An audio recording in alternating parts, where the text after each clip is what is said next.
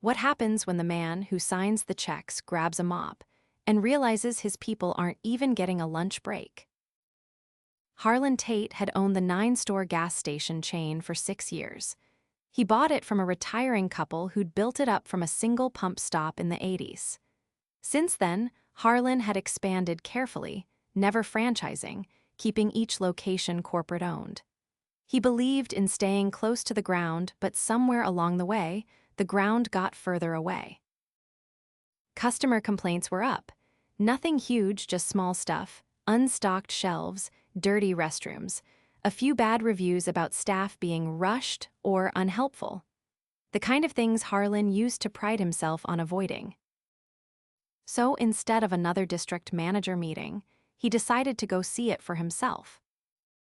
He picked the third location off Highway 87, busy but not the busiest. He hadn't been there since the ribbon cutting 5 years back. The manager had changed twice since then. Most of the staff had never met him, and even if they had, they'd never recognize him now. He grew out a beard, ditched his usual button-up for a faded hoodie and a worn ball cap, called himself Rick. The corporate office sent a request for a short-term trainee to help out the location, citing staffing gaps. That wasn't a lie. The station had been short 2 clerks for weeks, and not a single new hire had stuck. Harlen walked in at 6:45 a.m. Sharp. The place smelled like sour coffee and mop water. Shelves were half-stocked, the coolers had sticky smudges, and the morning clerk, young guy, maybe 19, was already juggling a line of 6 people while trying to restock behind the counter. The floor supervisor, a man in his mid-30s with a beer gut and a Bluetooth earpiece, leaned against the back wall near the security monitors, scrolling through his phone. Harlen walked up to the counter. "You must be Rick," the clerk said, barely looking up. "You're late."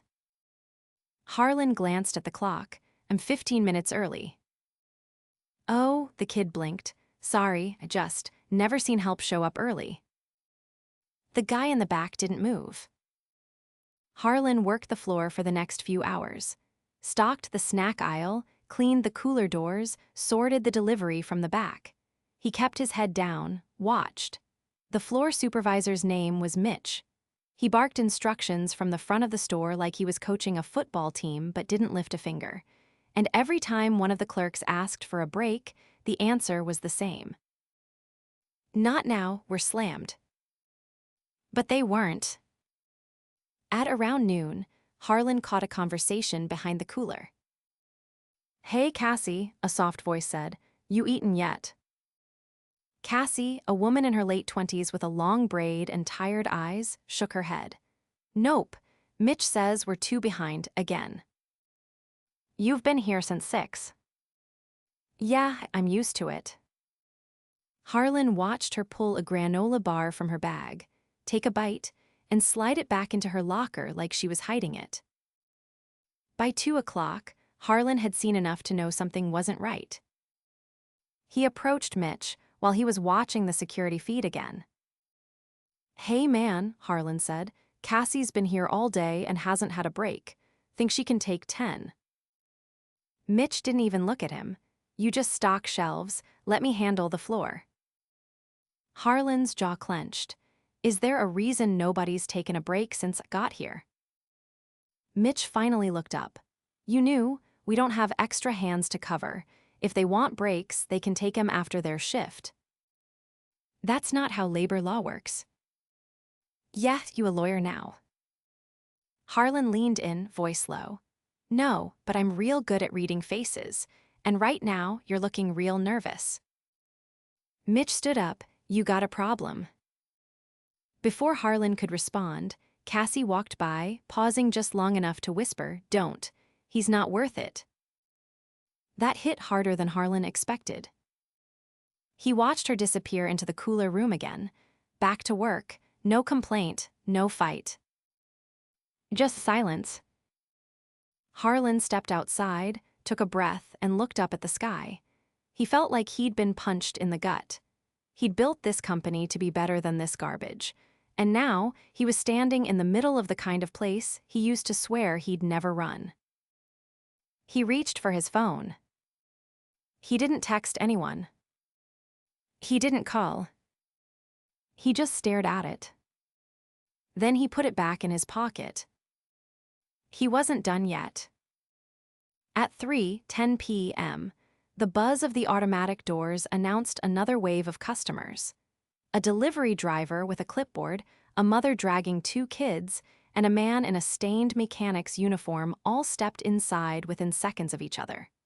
The register beeped, the coffee machine hissed, and nobody had taken a break since dawn.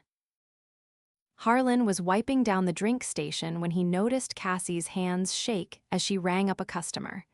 She didn't fumble, didn't say a word, but her knuckles were white around the scanner. As the customer left, she pressed the heel of her hand into her lower back and exhaled slowly, quiet, practiced. He stepped beside her. "You good?" he asked, keeping his voice low. She didn't look at him. "Fine, you finished wiping everything down." "Almost." "Then stock the gum, it's empty." As she moved to the next customer, Harlen turned toward the counter display. The gum shelf was half full, not empty, but he didn't argue. He understood what silence meant when it was wrapped around exhaustion. He'd seen it before in kitchens, in warehouses, long before he wore a watch that cost more than his first car. Behind the cooler glass, Mitch was leaning against the back office doorframe, eating from a small bag of chips he'd pulled from the shelf earlier. No one had rung it up. A kid with a buzzed haircut and a backpack came to the counter. He pulled out 3 candy bars and a bottle of soda. Cassie scanned them, and he handed over a few crumpled bills. "Thanks," he said, then hesitated. "Hey, is Jamal still working here?" Cassie froze for half a beat. "No, he quit 2 weeks ago." "Oh, okay." The kid nodded, then left without another word. Harlen looked at her. "Who's Jamal?" She didn't answer right away. She just moved to the next customer and kept going until the line thinned and the store quieted for a moment. Then she turned to him. He was here for a year, did everything. Closed, opened, trained half the new hires.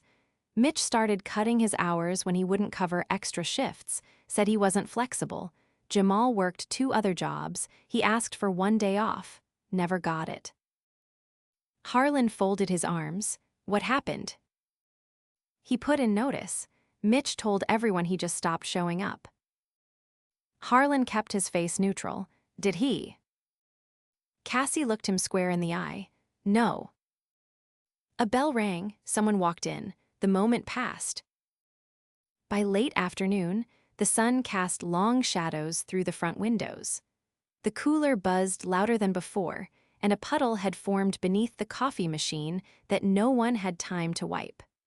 Harlen finished restocking the last of the bottled water and walked toward the back to grab a mop. "Hey, Rick," Mitch called from the break room doorway, voice too casual. "You got a sec?" Harlen set down the mop handle, but said nothing as he followed. Inside the break room, a single overhead bulb flickered. The room smelled like reheated burritos and bleach. Mitch closed the door behind them and leaned against it. "You're moving around a lot," he said. Harlen raised an eyebrow. "That's what I'm here for, right?" "Yeah, but you're asking a lot of questions too, sticking your nose in stuff." Harlen tilted his head. "You worried about something?" Mitch crossed his arms. "Let's just say I don't like people who stir up drama. This store runs fine. People just like to whine." "Is that what you think Cassie does? Whine?" "She's got a chip on her shoulder, doesn't like being told what to do," Mitch snorted. "Typical." Harlen's voice dropped. "Careful." "Excuse me." "You heard me." Harlen's tone was calm, but sharp enough to slice through the air. "You're walking a line. Watch where you step." Mitch shifted, suddenly less sure. "Look, I don't know what your deal is, man, but I'm the one running this place. You want hours, you keep your mouth shut and do what I say." Harlen didn't respond. He just walked out. Back on the floor, Cassie was helping a customer find a phone charger. Harlen moved past them and found the other clerk, the one from the morning shift, half asleep in the stockroom, sitting on an overturned crate, his name tag hanging crookedly from his shirt. "You all right?" Harlen asked. The kid startled. "Yeah, just resting my legs." "You off the clock?" He hesitated. "I was supposed to be. Mitch said he needed me to cover till close." "What time were you scheduled out?" "At 3. It was almost 5. Harlen looked around. The back room was disorganized boxes, half unpacked, others stacked in no particular order. He spotted an open timecard log near the office doorway, pages curled from use. He walked over, flipped to the current week, and scanned the names. The same pattern repeated. Scheduled shifts ending 2-3 hours before actual clock-out times. Some entries were scratched out and rewritten. Others were left blank. He closed the log and stepped back into the store. Cassie was helping an elderly man count change at the register. Harlen waited until the customer left, then leaned over the counter. "I've seen enough," he said quietly. Cassie didn't ask what he meant. He turned, walked past the coffee station, and pushed through the office door without knocking. Mitch looked up from his phone, startled. "You don't walk in here without." Harlen reached into his hoodie, pulled out his wallet, and flipped it open. Inside sat a corporate ID badge with his full name and photo, the real name. Mitch's face drained of color. "You're fired," Harlen said. "You what?" "You heard me. Pack up and leave, right now." "You can't. I own the company." Silence. Cassie appeared in the doorway behind him, eyes wide. Harlen didn't turn. "Call in a floater from the central office. I'll stay until close. Starting tomorrow, this store runs different." Mitch stood frozen. He looked at Cassie, then back at Harlen, then toward the back hallway like he might bolt. "You walk out that door with anything that doesn't belong to you, anything, and I will press charges," Harlen said. "Now go." Mitch opened his mouth, closed it, grabbed his jacket, and walked out without another word. Harlen turned to Cassie. "You hungry?" She blinked. "What?" "There's a diner across the lot. Go grab food. Take 30, I've got the counter." She stared at him for a long moment. Then, without a word, she untied her apron, set it on the counter, and walked out the front door. As Harlen stepped behind the register, the bell rang again. A man with grease-stained coveralls and tired eyes placed a pack of gum and 2 energy drinks on the counter. "New guy?" he asked. "Something like that," Harlen said. The man nodded. "Hope you stick around. Last one didn't last a week." Harlen scanned the items and handed him his change. "I'll be here," he said. "Things are changing."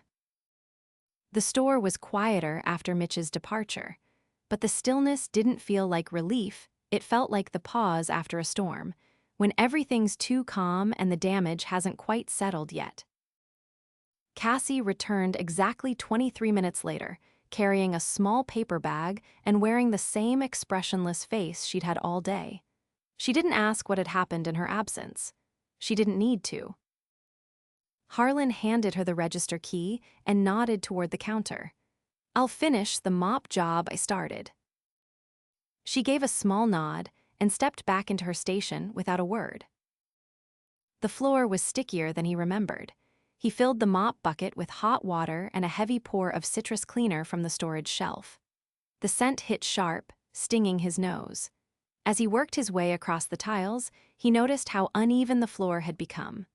Years of wear and not one request for resurfacing had made it to his desk, or maybe it had and been filtered out by someone like Mitch. At 6:15, a silver minivan pulled up and a woman in a maintenance uniform stepped out. Her badge read Tina Regional Support. She looked around the store as she entered, eyes scanning every detail with quiet precision. "You the temp owner?" she asked. Harlen straightened up and wiped his hands on a towel. "Not temp, just undercover." Tina's posture shifted slightly. Didn't expect corporate to send the top. "Wasn't their idea. I'm Harlen." She shook his hand. "I got the call, heard it was urgent." "It was. I need you to keep this place running through the weekend. We're holding applications again starting Monday." Tina gave a short nod. "I'll keep it upright until then." He looked over to Cassie, who was finishing a transaction with a couple of teenagers buying scratch-offs and soda. "She's the reason this place hasn't broken down completely," Harlen said. "She stays. She gets priority on any advancement she wants." Tina followed his gaze, then turned back. "Understood." As Tina settled into the manager's office, Harlen stepped out front to call the operations director. The conversation was short. Mitch's termination was filed formally. Payroll adjustments were initiated for the last 4 weeks of unauthorized overtime. Tina's assignment was confirmed. When he returned inside, the store felt steadier. Not fixed, but steadier. Cassie was refilling the cigarette shelf behind the counter when he approached. "You still on till close?" he asked. "Supposed to be." "I'll cover the last hour. You've done enough today." She gave a skeptical glance. "You sure?" "I'm here. Might as well earn my keep." She stepped aside, but stood there a moment longer. "You talked to anyone else yet?" He shook his head. "There's someone you should," she said. "Malia, she's on night shift. Been here longer than anyone. Doesn't talk much, but she sees everything." Harlen made a mental note. "Thanks." Cassie grabbed her bag from under the counter and paused at the door. "You staying the weekend?" "I'll be somewhere close." She hesitated. "Then you'll see it." He didn't ask what she meant. By the time the night shift rolled in, the traffic had thinned. A few commuters came and went, grabbing gas and energy drinks, but the pace had slowed. Malia arrived just before 8, wearing a puffer vest over her uniform and carrying a stainless steel thermos. She looked about 40, with sharp eyes and a calm presence. She nodded at Harlen without introduction, clocked in, and immediately started wiping down the cooler glass. "Cassie said I should talk to you," Harlen said, walking over. "She say why?" "Said you've been here a while, said you notice things." Malia didn't stop cleaning. "I notice what I'm paid to notice." "Anything you weren't paid to notice, but did anyway." She paused, then turned to him. "You're the owner." He nodded once. She nodded back. "Then I'll say this. Mitch didn't just skip breaks and cut hours. He had rules, unwritten ones." "What kind?" "Certain people didn't get hired. If you were too old, too fat, too loud, wore a scarf, didn't speak English perfectly, your application disappeared." Harlan's stomach tightened. "Are you sure?" "I saw him toss out resumes, said they weren't a good fit. Asked why once. He said, 'Don't start getting political.' After that, I stopped asking." "Did anyone report it?"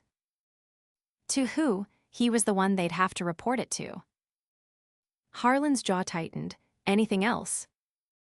He gave morning shifts to people he liked, middle of the day to people he wanted to push out.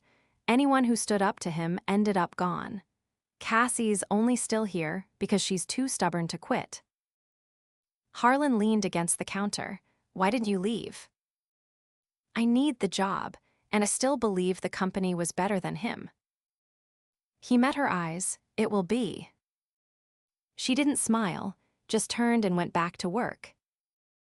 At 9, Harlen stepped outside again. The air had cooled and the parking lot was mostly empty. Across the way, a delivery truck idled, headlights casting long shadows over the concrete. He looked back at the store, a place he had once toured with pride and had now seen stripped down to its bones. Inside, Malia emerged from the office holding a folder. She laid it on the counter in front of him. "What's this?" he asked. "Resumes, ones it kept, ones Mitch lost. Made copies before he threw them out." Harlen opened the folder. Printed pages. Names, dates, references. An older man with 20 years of warehouse experience. A woman fluent in 3 languages. A young veteran. "Why'd you keep them?" "Because someone needed to." Harlen looked up. "You ever think about running a store?" Malia blinked. "You mean?" "Tina's only here for the short term. You want the keys, I'll back you." She didn't answer right away, just stared at the folder. "I'll think about it." "Good, take your time. But when you're ready, I'll make sure you're trained right." She nodded once and walked away. By 10, the store was clean, the coolers were restocked, the floor was dry, the register drawer balanced. Harlen locked the front doors and flipped the sign to closed. He sat alone at the counter for a long minute, listening to the low hum of the cooler fans. The silence didn't feel heavy anymore. In the office, he pulled out his notebook and began writing line by line every issue he'd seen.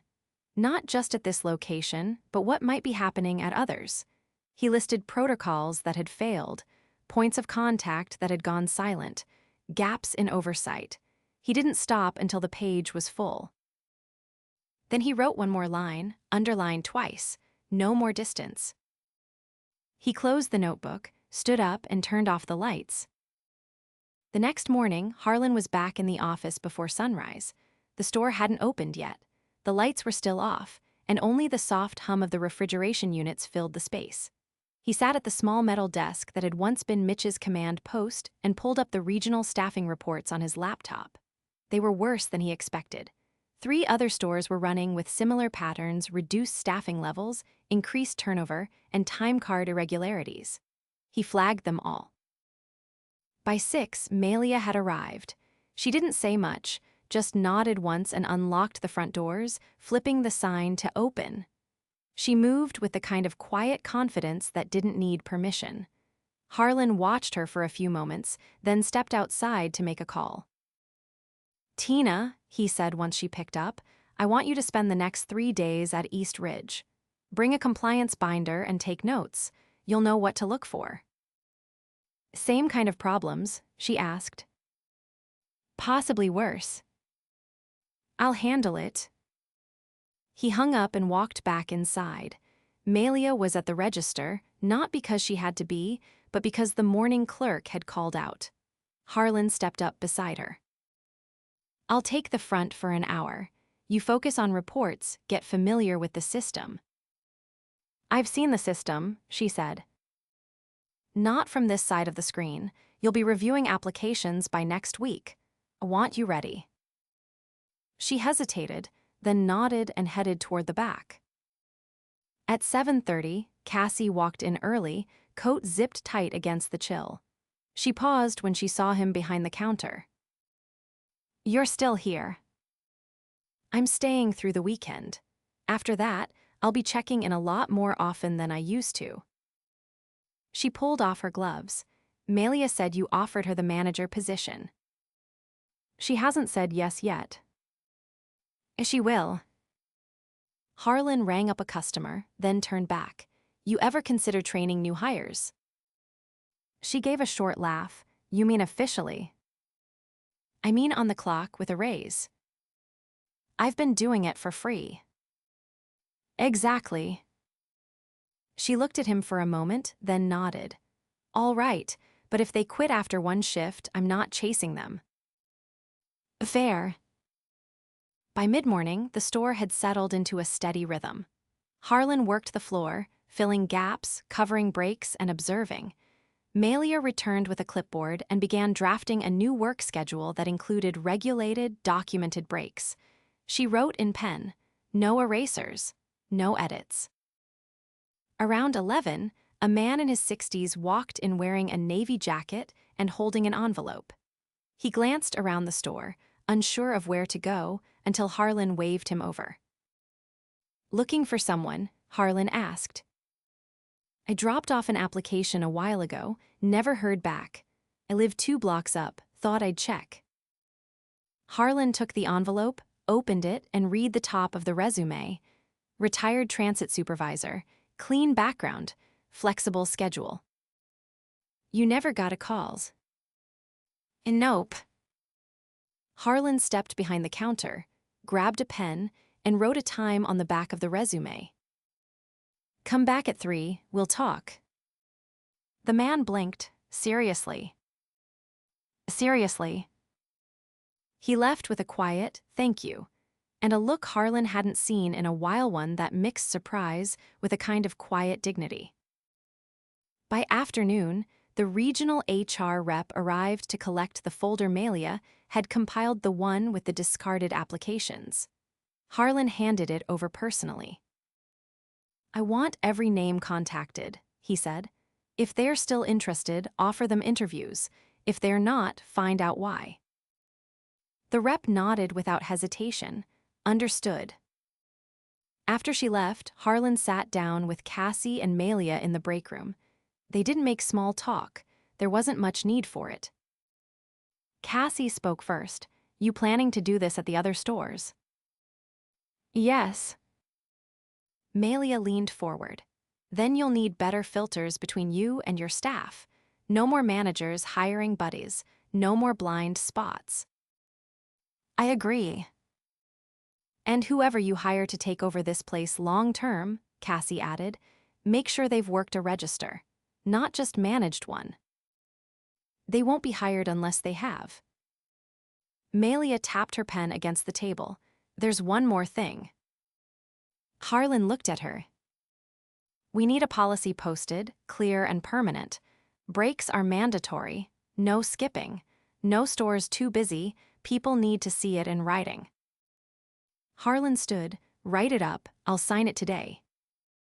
After the break room meeting, Harlen returned to the front just in time to see a young man in a delivery uniform wheeling in a cart stacked with boxes. He looked barely out of high school, struggling to manage the door and the dolly at the same time. Harlen moved quickly to hold the door and guide the cart inside. First run, Harlen asked. Second, first one, tip the whole cart over.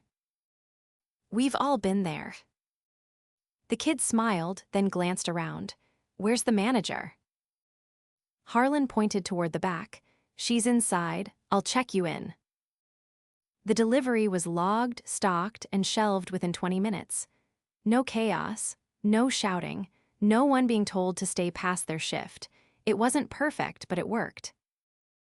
At 3, the man in the navy jacket returned. Harlen took him into the office, reviewed his application, and asked him a few questions about past responsibilities and availability.